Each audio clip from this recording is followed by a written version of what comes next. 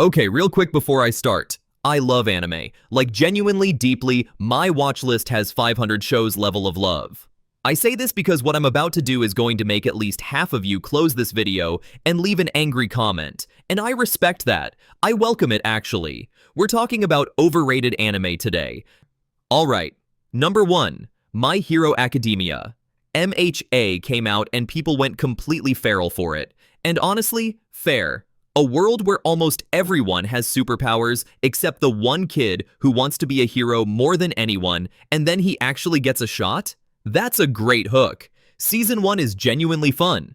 Deku and Bakugo's whole dynamic, All Might handing off the torch, the entrance exam, solid stuff. And then we get like the 40th villain who's actually kind of sympathetic if you think about it, another training arc, another tournament arc, and somehow Bakugo is still yelling at everyone 7 seasons later. The power scaling gets so chaotic that One for All basically becomes insert plot convenient quirk here. And the side characters, there are like 20 of them with cool designs and almost no actual development. Some of them haven't done anything since season 2, and yet people are still obsessed. Why? Because MHA didn't really sell a story. It sold an identity. What if you were quirkless in a world of superheroes but you still made it? That's not a plot, that's a mood. It's a power fantasy for anyone who's ever felt like the weakest person in the room. Deku isn't compelling because he's the most well-written shonen protagonist ever. He's compelling because every viewer who's ever felt overlooked sees themselves in him. MHA understood exactly what its audience needed to feel. That's genuinely impressive. It's just not the same thing as the story actually going anywhere.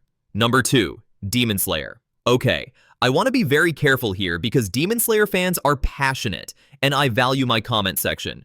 Visually, one of the most stunning anime ever made, not even up for debate. The Hinokami Kagura sequence in Season 1 is some of the best animation I have ever seen in my entire life. Ufotable said, "What if a cartoon could make you cry just by looking at it?" And then did exactly that. But here's the thing, animation is not story, and when you actually look at Demon Slayer's story, without the visuals, it's thin, like very thin.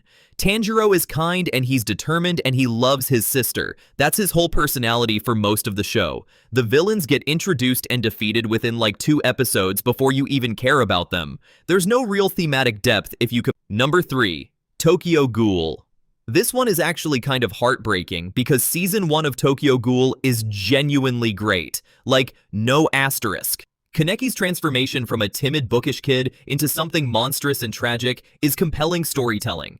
The horror elements actually land, and the torture arc, brutal as it is, gives us one of the most iconic character moments in anime history. The piano version of Unravel is playing in your head right now. I know it is. Mine too. And then Season 2 happened, and re-happened, and the adaptation skipped so much manga content that the story became almost incomprehensible. Characters showed up with no explanation. Plot threads just disappeared. It was rough. But people still defend Tokyo Ghoul like it owes them money. The fandom is still massive. Kaneki is still cosplayed everywhere. Why? Because Season 1 hit people so hard that the later seasons couldn't break the bond.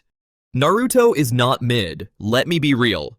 The Pain arc, the Chunin exams, Itachi's whole existence, legitimately great anime. But Naruto the full series, 40% filler, a war arc that never ends, and a final villain who kind of undermines the entire theme the show was building. It's wildly inconsistent. So why is the reputation bulletproof? Childhood. Naruto was a lot of people's first long-form anime.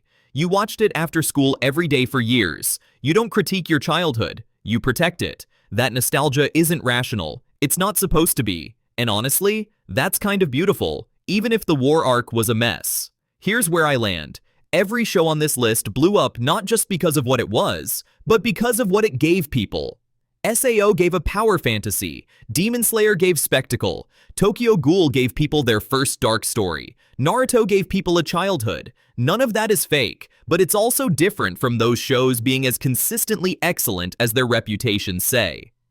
Mid-anime going viral tells us people don't just watch for craft. They watch for feeling, for identity, for that one scene that wrecked them at 2 a.m. when they were 15. You can think a show is mid and still understand why it means everything to someone else. That's not a contradiction. That's just how art works. Drop your most defended mid-anime in the comments. I'll be reading with popcorn. Like and subscribe. See you in the next one.